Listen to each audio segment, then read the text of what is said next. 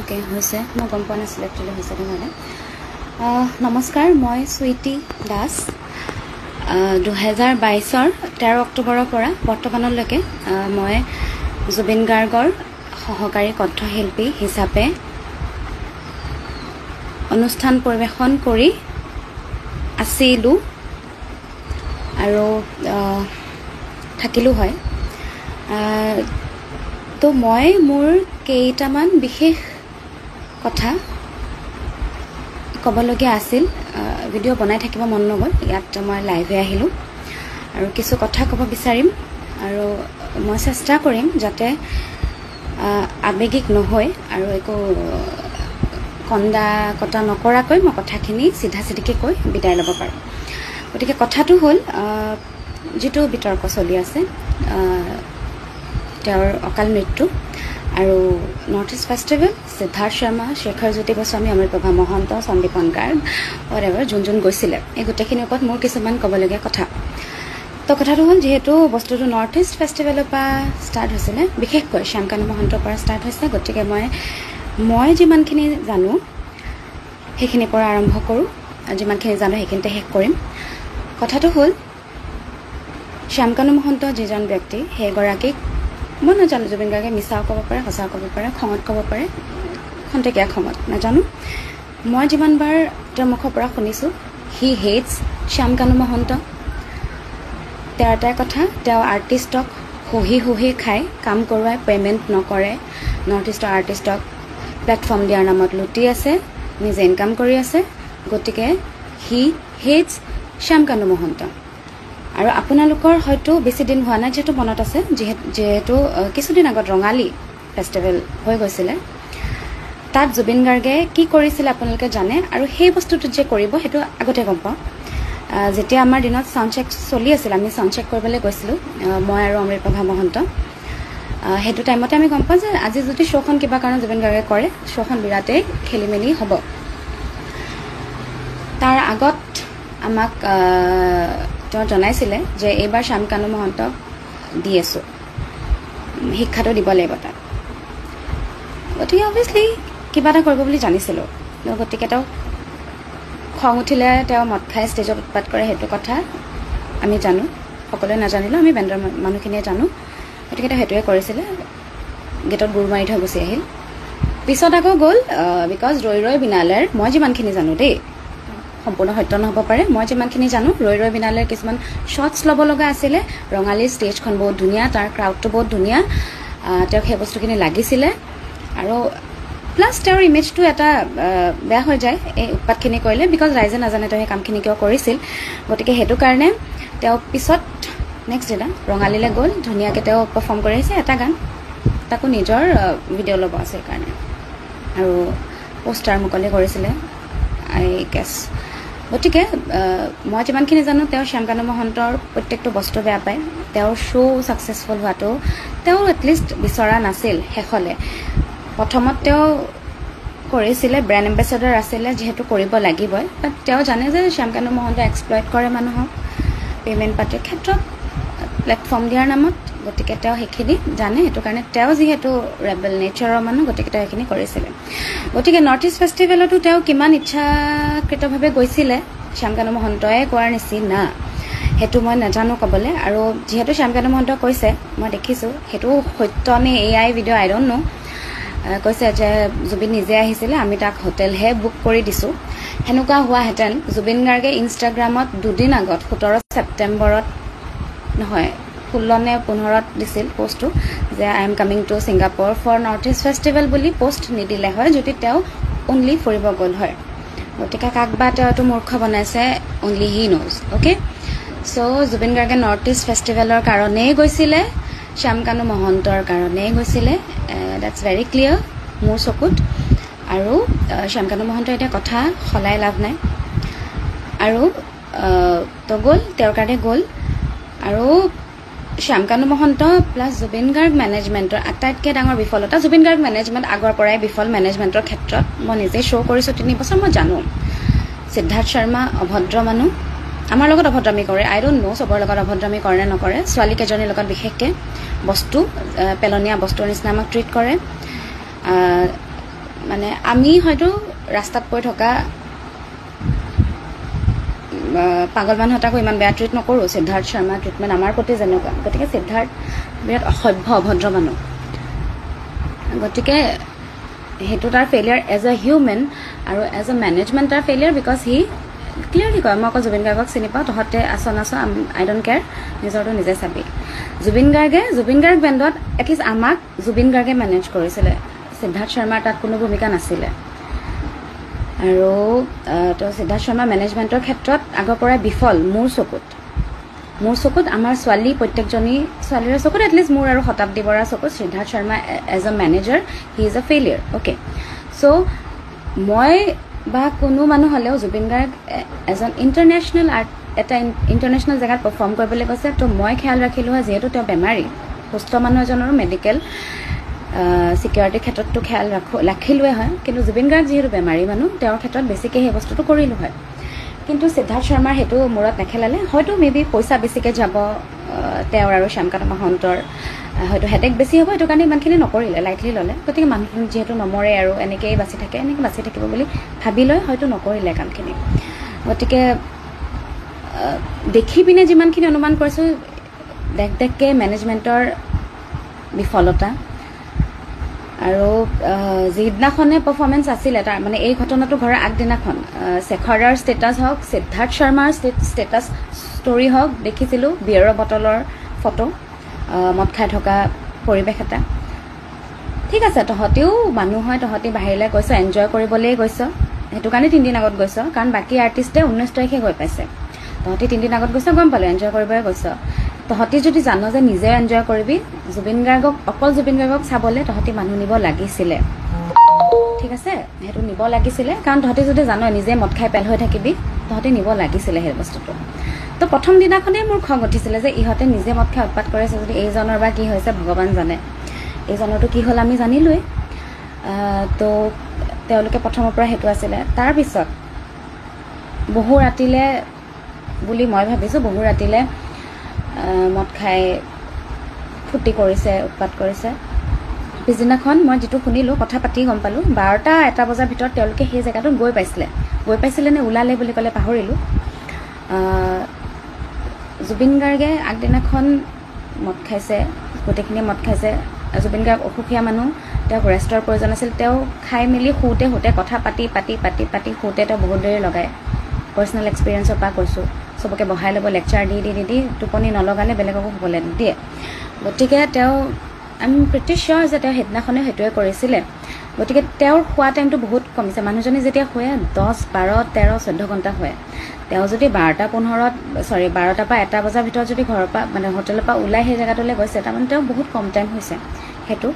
Then Zubeen Garg বহুত particular হয় তেওঁ কি মদ খাইছে ক্ষেত্ৰত তেওঁ অকল হুইস্কি খায় হুইস্কিও পাৰ্টিকুলাৰলি ব্লেক এণ্ড হোৱাইট তেওঁ বেলেগ মদ নাখায় আৰু যিটো সময়ত তেওঁ ভুলক্ৰমে বেলেগ মদ খাইছে লগৰ লগত পৰি লগৰ মানুহে এপ্ৰ'চ কৰাৰ পিছত বা কোনোবা গিফ্ট দিয়া বুলি সেইটো সময়ত এপেক বা দুপেক খোৱাৰ পিছত জুবিন গাৰ্গৰ অৱস্থা অতি শোচনীয় হৈ পৰে জুবিন গাৰ্গে ক'ব নোৱাৰে তেওঁ কি কৰি থাকে কাৰণ তেওঁ হেণ্ডেল কৰিব নোৱাৰে কাৰণ তেওঁ অকল হুইস্কি খায় অকল ব্লেক এণ্ড হোৱাইট খায় চ' ছিংগাপুৰত হয়তো তেওঁৰ এই বস্তুটো সলনি হৈছে তেওঁ বেলেগ মদ বেলেগ কিবা খাইছিলে আৰু অভিয়াছলি চবতে আৰু চব বস্তু মেবি পোৱা নাযায় মোৰ মদৰ বিষয়ে একো জ্ঞান নাই গতিকে মই নাজানিম দেই এইটো কথা তো তাত তেওঁ খেলি মেলি হেৰি কৈছে অভিয়াছলি তাৰ নিচাটো বেলেগ হ'ব দেন পিছদিনাখন গম পালোঁ বিয়েৰ খাইছে জুবিন গাৰ্গে মই জনাত বিয়েৰ খোৱা মই জুবিন গাৰ্গক দেখা নাই তেওঁ মোক এতিয়াও কয়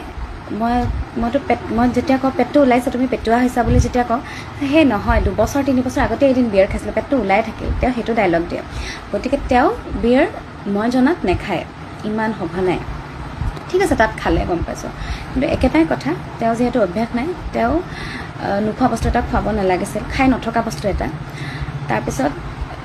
নিচাত থাকিলে মানুহজনে কিবা কৰি ফুৰে সেইটো তেওঁ বুলি নহয় আপুনি ময়ো কিবা কৰিম নাজানো তাত পানীত ডুবি মৰাৰ মদ খাই যদি মই পানীত ডুবো মই আজি 100% ডুবি মৰিম যদি মোক কোনো মাৰোঁ বুলি নামাৰেও গতিকে এইখিনি বস্তু খেয়াল ৰাখিব লাগিছিলে ভিডিঅ'টো যি দেখিছোঁ সিদ্ধাৰ্থ শৰ্মাই অলৰেডি নাৱত গৈ নাও চলাই আছে শেখৰদা অলৰেডি তলত আছেই তাৰপিছত জুবিন গাৰ্গ নামিছে গতিকে তাত চাবলৈ তেওঁক নাছিল অমৃতপ্ৰভা মহন্তই কোৱা মতে তেওঁ অলৰেডি ওপৰত গৈ লগৰ বেলেগ এজনী ছোৱালীৰ লগত তেওঁ প্ৰাকৃতিক দৃশ্য উপভোগ কৰি আছিলে নেচাৰ তাৰ ফটো উঠি বোলে যি হওক আৰু নতুন জেগা এটা দেখি এক্সাইটমেণ্ট হয়, মোৰো হয় চাগে। মই গৈছোঁ তেওঁৰ লগত বহুত নতুন নতুন জেগাত। মই ষ্টিক কৰোঁ বাৰু তেওঁৰ লগত, কাৰণ মই বৰ বেছি ঘূৰি ফুৰি ভাল নাপাওঁ, মই ইণ্ট্ৰভাৰ্ট হয়, সেইটো মোৰ পাৰ্চনেল চইচ। তাই গৈছিল, তাইৰ সেইটো নিজৰ চইচ, তাইৰ দায়িত্বও নাছিল, মেনেজমেণ্টৰ হয়, আৰু মেনেজমেণ্টৰ দায়িত্ব হয় বুলি সিদ্ধাৰ্থে নিজে কয়। গতিকে দেখিছোঁ সিদ্ধাৰ্থ শৰ্মা আগত গৈ অলৰেডি নাও খেলত ব্যস্ত, কোনোবাই পিছফালৰ পৰা কৈছে বৈঠা মাৰো বুলি। গতিকে বহুত ধুনীয়া এটা পৰিৱেশ আছিল। তাত গৈ পিনে তেওঁ যেতিয়া পানীত ডুবিছে, তেওঁক কমপ্লিটলি অকল জুবিন গাৰ্গক মনিটৰ কৰাকৈ তাত কোনো মানুহ নাছিলে। গতিকে ইয়াত পৰিকল্পিত হত্যাকাণ্ড বুলি মই ক'বই নাযাওঁ, ইয়াত কেয়াৰলেছনেছৰ কাৰণে মানুহটো মৰিলে। মানুহটো নিজক লৈ বহুত কেয়াৰলেছ হয়। তাত গৈ থকা মানুহকেইটা ফূৰ্তিত ছিংগাপুৰ বুলি অতি ভাহি ইমান কেয়াৰলেছ হৈ গ'ল। ইয়াত যোনে শেখৰ দাই এতিয়া সিদ্ধাৰ্থৰ কথা কৈ যিমান চেটছ ভাইৰেল নকৰক কিয়, অমৃত প্ৰভাই এতিয়া যিমান যি নকৰক কিয়, আজি সন্দীপন গাৰ্গ আহিও পিছত যি নকওক, সিদ্ধাৰ্থ শৰ্মা আহিও যি নকওক, মানুহটো ঘূৰি নাহে। প্ৰথম কথা, ডিপ ডাউন দে ন' যে তেওঁলোকৰ কেয়াৰলেছনেছৰ কাৰণে মৰিছে। মই এইটো নাই কোৱা, তেওঁলোকৰ ইমান দম নাই কাৰোৱে যে জুবিন গাৰ্গক ক'বালৈ নি মাৰি পেলাব, মাৰিম বুলি ইণ্টেনশ্যন তেওঁলোকে নিয়া নাই। I am very clear about that, ঠিক আছে। কিন্তু তেওঁলোকে জানে, তেওঁলোকে ইমান দিনে জুবিন গাৰ্গক এলা পেচা মানুহ টাইপ ট্ৰিট কৰি আছিল, আৰু বাহিৰত যোৱাৰ লগে লগে জুবিন গাৰ্গ নৰ্মেল মানুহ হৈ গ'ল। আৰু ক'ত জুবিন গাৰ্গ, অসমতেই চাগে মনত থাকে যে হি ইজ জুবিন গাৰ্গ, বাহিৰত যোৱাৰ লগে লগে পাহৰি গ'ল যে হি ইজ জুবিন গাৰ্গ। গতিকে সেইটো কাৰণে without medical team, without security, আজি কোনোবাই গুলিয়াও মাৰিব পাৰিলে হয় জুবিন গাৰ্গক, হয় নাই, শত্ৰুতা থাকে, একো ছিকিউৰিটি নাছিল। তেতিয়া সেই একেটাই গাফিলতি মেনেজমেণ্টৰ, ইনকেপেবল, নিজকে এনে অভদ্ৰ মেনেজাৰ কেতিয়াও কেপেবল হ'বই নোৱাৰে ন। মই দেখিছোঁ, আমি যেতিয়া মনগীতত আফটাৰ পাৰ্টি চলি থাকে, লেকচাৰ চলি থাকে, মই দেখিছোঁ অংগৰাগ পাপন মহন্তৰ লগত বাদশাহ তালুকদাৰ কেনেকৈ লাগি থাকে। তাত বিৰাট বেলেগ এটা মাহল হৈ থাকে। কিন্তু মই দেখিছোঁ বাদশাহ তালুকদাৰ মেনেজাৰ বুলি মই তেওঁকে দেখিছোঁ, তেওঁ কেনেকৈ থাকে মানুহৰ লগত। গতিকে বন্ধ কৰা। গতিকে ইয়াততো সিদ্ধাৰ্থ শৰ্মাক দেখিলোঁ মেনেজাৰৰ নামত, মেনেজমেণ্টৰ নামত কি কৰিছে। গতিকে সেইটোৱে মোৰ ক'বলগীয়া, এইটোৱে যে আই এম 200% চিয়'ৰ যে তেওঁলোকে মাৰোঁ বুলি মাৰা নাই, কোনেও সেইটো সাহস নকৰে, আৰু তেওঁলোকৰ গাফিলতিৰ কাৰণেই মৰিছে। তেওঁলোকে ভবা নাছিল একচুৱেলি মৰি যাব বুলি মানুহজন। আৰু যিহেতু জুবিন গাৰ্গে সিদ্ধাৰ্থ আৰু শেখৰক সাঁতোৰা শিকাইছে, গতিকে তেওঁলোকে ভাবিছিল যে জুবিন দাইটো পাৰে, সাঁতুৰিব পাৰিব। কিন্তু পাহৰি গ'ল যে মানুহজনৰ বেমাৰ, সেই 2020 মানৰ পৰাই আই গেছ পাহৰি গ'ল যে মানুহজন অসুস্থ, পাহৰি গ'ল মানুহজন নিচাত আছে, কাৰণ নিজে তেওঁলোকে ক'ব নোৱাৰা হৈ আছে। গতিকে তেনেকুৱা ধৰণৰে কথা আৰু কিনো ক'ম। গতিকে এই কাৰোবাৰ অলপ ফূৰ্তিৰ কাৰণে ইমান ডাঙৰ মানুহ এটা হেৰাই দিলোঁ, তেওঁলোকে বুজি নাপালে ইমান ডাঙৰ মানুহ এজনক হেৰুৱালোঁ আমি। আৰু গোটেইবোৰ বিৰাট পজিটিভ জুবিন গাৰ্গক লৈ অসমত বেলেগে কাঢ়ি নিব বুলি। তাত যিহেতু তেওঁলোকে জানিছিল তেওঁলোকৰ পৰা এটেনশ্যন লৈ যোৱা মানুহ বেলেগ নাছিল, গতিকে তেওঁলোকে হ'ব এতিয়াতো কোনো ওচৰত নাই, তই যি কৰ কৰি থাক, এনেকুৱা টাইপ হৈ গ'ল। জানো ন চবকে ইমান দিন পাইছোঁ, তিনিটা বছৰ জুবিন গাৰ্গক পাইছোঁ, তেওঁলোককো সমানেই পাইছোঁ। জানো Zubeen Garg is a very careless person, আৰু তেওঁৰ আগৰ গৰুটো যিফালে যায় পিছফালৰ গৰুকেইটা সিফালে যাব। তেওঁৰ লগত থকা প্ৰত্যেকজন মানুহ সিমানেই কেয়াৰলেছ। আৰু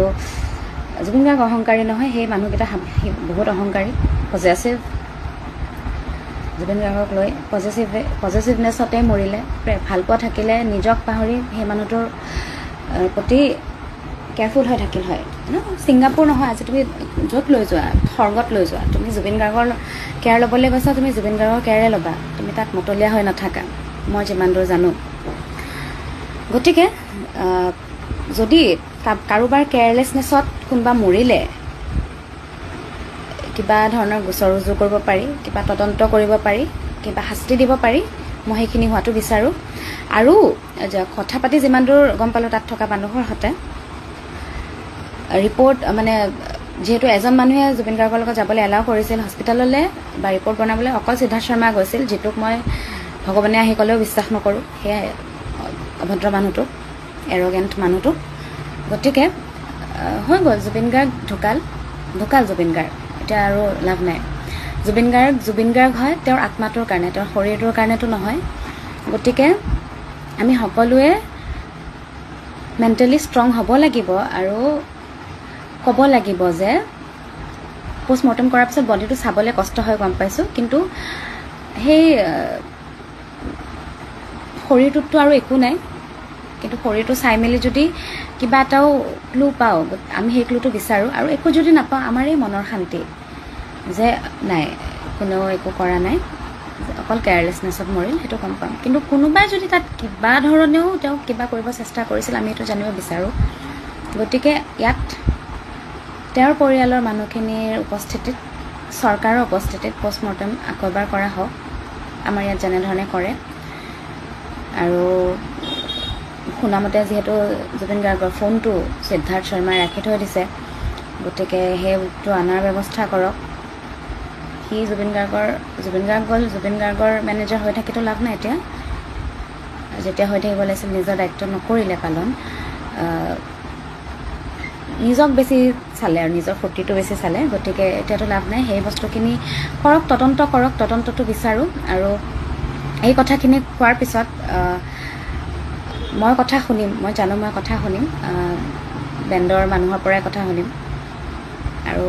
বেণ্ডৰো কথা ক'বলৈ আছিলে, টিভিত ইণ্টাৰভিউত বেণ্ডৰ কথা বিৰাট ভালকৈ ক'ব লগা হয়, যিহেতু সেইটো হেৰি কৰোঁ। কিন্তু এটা কথা কৈ থৈ দিওঁ, জুবিন গাৰ্গ বেণ্ডটোত জুবিন গাৰ্গৰ বাহিৰে আৰু যিখিনি সময়ত গৰিমা শইকীয়া গাৰ্গ থাকে, তেওঁৰ বাহিৰে ছোৱালীকেইজনীক কোনেও সন্মান নকৰে, ছোৱালীকেইজনীক কোনেও বেণ্ডৰ মানুহ বুলি নাভাবে, মেণ্টেলি বহুত অদৰকাৰী কথা কয়, মেণ্টেলি আমাক বহুতবাৰ টৰ্চাৰো কৰে, ডেটছ ট্ৰু। আৰু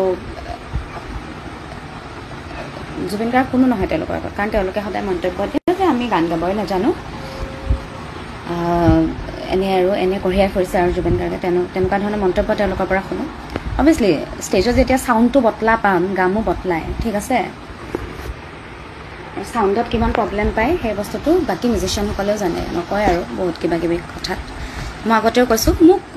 মোৰ নেচাৰটোৱে হয় ষ্ট্ৰেইট ফৰৱাৰ্ডকৈ কথা কোৱা, যাৰ কাৰণে বহুত মানুহে বহুত সময়ত মোক অভদ্ৰ বুলিও ভাবে, ভাবক মোৰ একো কথা নাই। কিন্তু মই সদায় এই বস্তুটো আগৰ পৰাও কৈ আহিছিলোঁ, এতিয়াও ক'ম। আৰু যদি মই ঠিকে থাকোঁ, আগলৈও ক'ম, ঠিক আছে। আৰু কথাটো হ'ল, এতিয়া আমাক, মইতো বহুত দেৰিকৈ কৈছোঁ, আমাক সকলোকে বিচাৰ লাগে। পোষ্টমৰ্টেমৰ কথাটো অলৰেডি বহুতে কৈছে, সেইখিনি হওক। আৰু এতিয়া ৰাইজৰ মাজলৈ আহিছোঁ। ৰাইজৰ মাজৰ বহুতে গৰিমা শইকীয়া গাৰ্গৰ ওপৰত কিছু অদৰকাৰী কথা কৈ আছে। অভিয়াছলি গৰিমা শইকীয়া গাৰ্গে যেতিয়া সিদ্ধাৰ্থ শইকীয়াক একো নক'বলৈ আহ্বান জনাইছে, সেইটোত ময়ো বিৰাট, কি ক'ম আৰু, মোৰ মূৰটো বিৰাট বেয়া হৈছে। কিন্তু গৰিমা শইকীয়া গাৰ্গৰ এতিয়া বৰ্তমান চিন্তা কৰাৰ হয়তো সিমানখিনি হেৰি নাই। তেওঁক যিটো ক'বলৈ কোৱা হৈছে তেওঁ সেইটোকে কৰিছে, কাৰণ তেওঁ সকলোকে মৰম কৰে, জুবিন গাৰ্গৰ নিচিনাই। জুবিন গাৰ্গৰ পত্নী জুবিন গাৰ্গৰ নিচিনাই, তেওঁ সকলোকে মৰম কৰে, সকলোকে বিশ্বাস কৰে, জুবিন গাৰ্গৰ নিচিনাই। গতিকে তেওঁ জানে সিদ্ধাৰ্থে যিখিনি ভাল কাম কৰিছে, সেইখিনিৰ কাৰণে তেওঁ সিদ্ধাৰ্থক ছাপৰ্টো নহয়, ঠিক আহিব দিছে আৰু ল'ৰাটোক। সেইটো কথাত মই বেয়া পাইছোঁ। কিন্তু এই কিবা তেওঁ ভালকৈ ওলাই মেলি পৰিপাটিকৈ যোৱা বাবে তেওঁক থকা সৰকা কৰিছে, কথা শুনাইছে, তেওঁৰ চৰিত্ৰক লৈ কিবা কিবি কৈছে, বা তেওঁ এতিয়া ছ'চিয়েল মিডিয়াত আহি বা নিউজ চেনেলত কিয় বাইট দিয়া নাই, তদন্ত হ'ব লাগে বুলি ব্লা ব্লা ব্লা এইবোৰ ক'ব। প্ৰথম কথা, জুবিন গাৰ্গৰ ফেমিলিত অকল জুবিন গাৰ্গেই নাই, বেলেগ মানুহো আছে, তেওঁলোকেওতো কথা কোৱা নাই, কাৰণ কোনো কথা কোৱা পৰিস্থিতিত নাই। গতিকে গৰিমা শইকীয়া গাৰ্গ আৰু তেওঁৰ ফেমিলিটোক ইমান প্ৰেছাৰ নিদি অকণমান সন্মান কৰিবলৈ শিকক। কাৰণ জুবিন গাৰ্গে নিজৰ পৰিয়ালটোক সময় নিদিব পাৰে, সন্মান সদায় দিছিল, মৰম সদায় দিছিল, ঠিক আছে। গতিকে আপোনালোকে যদি সঁচাকৈ জুবিন গাৰ্গক ইমানটো মানুহ ভাল পায়, এটলিষ্ট সন্মান দিবলৈ শিকক, গম পাইছে। তেওঁলোকক অপমান কৰা মানে জুবিন গাৰ্গক অপমান কৰা। ইভেন তেওঁ আমাকো বহুত মৰম কৰিছিল, আমাকো এতিয়া মানুহে 10টা কথা ক'ব পাৰে, তেতিয়াও জুবিন গাৰ্গে বেয়া পাব। জুবিন গাৰ্গে সদায় আমাক, গৰিমাবৌ ফেমিলিটোক মৰমত ৰাখিছিল, সন্মানত ৰাখিছিল, প্ৰটেক্ট কৰি ৰাখিছিলে। গতিকে মানুহবোৰে সেইখিনি মানে কাণ্ডজ্ঞান ৰাখি কথা কওক, কাক কেনেকৈ কি ক'ব লাগে। হয়, গম পাইছোঁ, চবৰে দুখ লাগিছে, খং উঠিছে, মোৰো উঠিছে, মই হয়তো এই লাইফটোত বহুত উল্টা পুল্টা কথা কৈছোঁ। কিন্তু কথাটো হ'ল, অলপমান